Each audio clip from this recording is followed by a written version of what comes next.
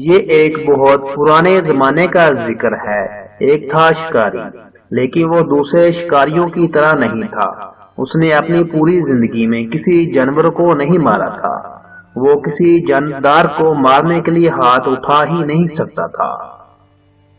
بس اس کے پاس ایک جال تھا اور ایک بانسی جس پر وہ بہت سریلی دھنیں بجایا کرتا تھا۔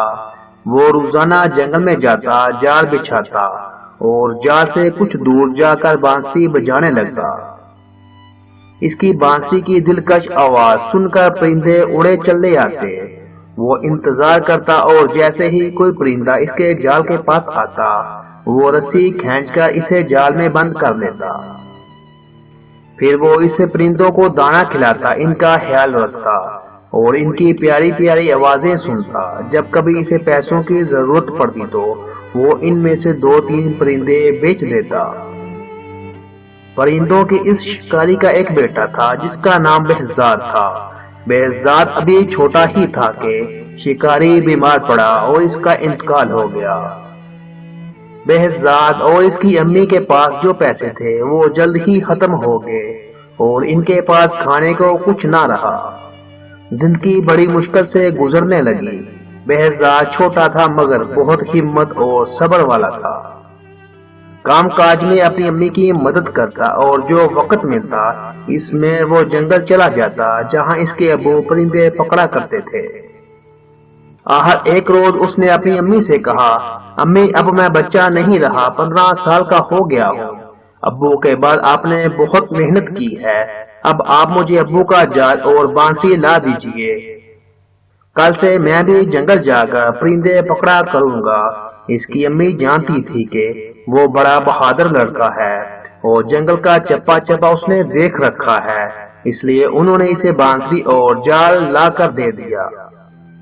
اگلی صبح بہزاد جلدی اٹھ گیا اور جنگل کو چلا۔ نہ اسے کسی چیز کا ڈر تھا، نہ یہ خیال کہ راستہ بھول جاؤں گا، کیونکہ وہ جنگل کے ایک ایک درخت کو پہچانتا تھا۔ گہنے جنگل میں دور تک نکل گیا اور بانسی بجانے لگا، لیکن پورے دن میں ایک پرندہ بھی اس کے پاس نہ آیا۔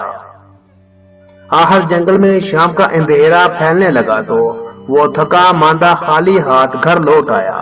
اس کی امی جانتی تھی کہ یہی ہوگا۔ پرندے پکڑنا اتنا آسان نہیں ہے کہ کوئی ایک ہی دن میں یہ کام سیکھ لے۔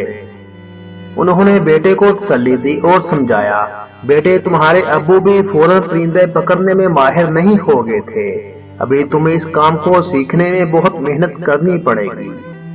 بہزاد ہمت ہارنے والا نہیں تھا، اس نے مستقل مزاجی سے یہ کام جاری رکھا۔ آخر ایسا اسے بانسی پر خوبصورت دھنیں بجانا آ گئی، اپنے آپ کو پرندوں سے چھپانا اور بغیر ہلے جلے صبر سے دیر تک بیٹھنا آ گیا اور پرندے اس کے جال میں پھنسنے لگے۔ ایک دن اس کے جال میں ایک بہت عجیب اور خوبصورت پرندہ پھنس گیا۔ اس کے پر 7 رنگوں کے تھے۔ وہ خوشی خوشی گھر آیا اور اس پرندے کو ایک پنجرے میں بند کر دیا۔ اگلی صبح جب وہ اٹھا تو یہ دیکھ کر حیران رہ گیا کہ پرندے نے ایک خوبصورت انڈا دیا تھا، وہ انڈا بھی 7 رنگوں کا تھا۔ بہزاد نے سوچا کہ یہ انڈا بازار میں جا کر بیچ دینا چاہیے تاکہ کچھ پیسے ہاتھ لگیں۔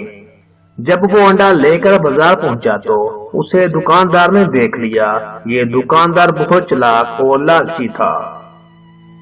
اس کا کام ہی غریب لوگوں کو دھوکہ دینا اور سستی چیزیں مہنگی بیچنا تھا۔ بہزاد کے پاس میں رنگین انڈا دیکھتے ہی اس نے فوراً آواز دی، اے سنو، کیا یہ انڈا بیچتے ہو؟ میں اسے خریدتا ہوں۔ بہزاد جانتا تھا کہ وہ دکاندار برا آدمی ہے۔ اس کی چالاکی اور لالچ دیکھ کر بہزاد نے کہا، ہاں 10 روپے کا ہے۔